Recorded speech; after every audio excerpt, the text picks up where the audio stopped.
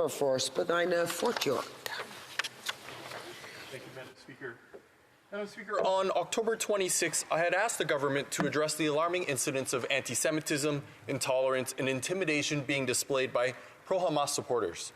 What we're seeing on the streets across Canada are pro-Hamas rallies calling for boycotts or swarming of Toronto businesses just because they're owned by Jews. That is repulsive, Madam Speaker. Last week, we saw the offices of MPs and MPPs defaced, and a Jewish woman was also physically assaulted after leaving a peaceful rally at Queen's Park. And only 2 days ago, for a second time in as many weeks, another Jewish-owned business in my riding was targeted, with an escalation from the first incident of simple harassment of staff, the business, and their customers to now vandalism. Next, Madam Speaker, will they break the windows? Tragically, we're about to mark the 85th anniversary of Kristallnacht on November 9th, the night of broken glass, when Nazis unleashed a wave of violence, vandalism, and arson on Jewish-owned businesses, homes, synagogues, and even desecrated Jewish cemeteries. Madam Speaker, what's the point of Canada's hate propaganda laws if they're not enforced? With every incident left unanswered, there's more violence, there's more intimidating actions, and there's more slogans propagating hate. Madam Speaker, it's sadly ironic that November is Holocaust Education Month, a month that provides an opportunity for Canadians to learn about what occurred to the Jewish people under the Nazis. It's to provide an opportunity to learn about anti-Semitism. But since the October 7th Hamas terrorist attack against Israel that killed more than 1,400 people and left thousands injured, Canadians have seen a number of pro-Hamas terror rallies on our soil.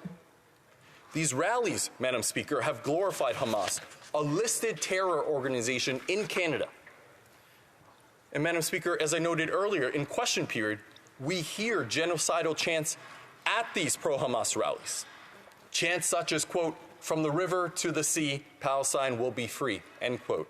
That slogan is commonly understood as a call for the ethnic cleansing of Jews and the dismantling of the Jewish state.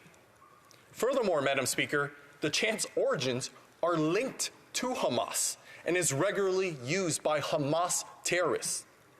On October 9th, at a rally at Nathan Phillips Square, right in front of Toronto City Hall, we heard calls for the Al-Qassam Brigade, the armed wing of Hamas, to carry out more attacks in Israel, just 2 days after they had massacred over 1,400. In another chant, there was a call for the brigade to blow up Ben Gurion Airport, Madam Speaker. These chants are clear examples of hate speech. They are a clear violation of Canada's hate propaganda laws. As noted in a B'nai B'rith release on October 10th, quote, "According to sources at the rallies, those in the crowd in Toronto embraced and lauded the individuals who carried the flag of Hamas and others who displayed placards containing genocidal slogans," end quote. Enough is enough, Madam Speaker. I asked the government today during question period, why has the Minister of Justice and Attorney General of Canada been silent on such grotesque displays of anti-Semitism and incitement? Even though he was literally able to get up a minute before and answer a friendly Liberal one, he was either unable or unwilling to answer. So I asked the parliamentary secretary, has the minister discussed with his provincial and territorial counterparts the need to enforce Canada's hate propaganda laws? Yes or no? The Honourable Parliamentary Secretary. Thank you, Madam Speaker, and I want to thank the member from Spadina, Fort York. Look, let me just start from the beginning. The minister has spoken loudly and clearly denouncing all forms of hate. Now, if he doesn't believe me, you should follow him on Twitter and he'll see what I'm talking about. Everyone in this country has the right to live their life free from fear of attack or abuse because of who they are as an individual. I want to begin by condemning what we saw here in Parliament Hill this past weekend. The display of a swastika by an individual in Parliament Hill is unacceptable. We must always call out hateful imagery, and this was appalling. Anti-Semitism is completely and utterly unacceptable. Madam Speaker, hatred that targets people based on race, faith, sexual orientation, gender identity, or expression disability, or any personal characteristic is counter to Canadian values. Everyone in Canada deserves a safe space to be themselves and to thrive. Unfortunately, hate, intolerance, and racism, and particularly anti-Semitism, exist in many ugly and dangerous forms throughout Canadian society and the world. Some are in plain sight, some are hidden. I have no doubt that for many in the Jewish community, this has undermined your faith in what Canada stands for as a country. Our government is working to ensure that this hate does not gain momentum in this country. We are working with groups like CIJA to address the challenges we face. I can assure the member that the Minister and I and the entire government take this issue seriously and have plans to address anti-Semitism, Islamophobia, and all forms of hate in this country. Thank you, Madam Speaker. The honourable member for Spadina-Fort York. Madam Speaker, my question is, why is the Minister of Justice and Attorney General of Canada not taking action to ensure that our hate laws are being upheld? These hate propaganda laws already exist. They can be found in sections 318 and 319 of the Criminal Code of Canada. If the government feels existing laws are insufficient, then let's get to work. Let's create a new criminal offense that specifically targets the glorification of terrorism. Such a call has already been made by B'nai B'rith Canada.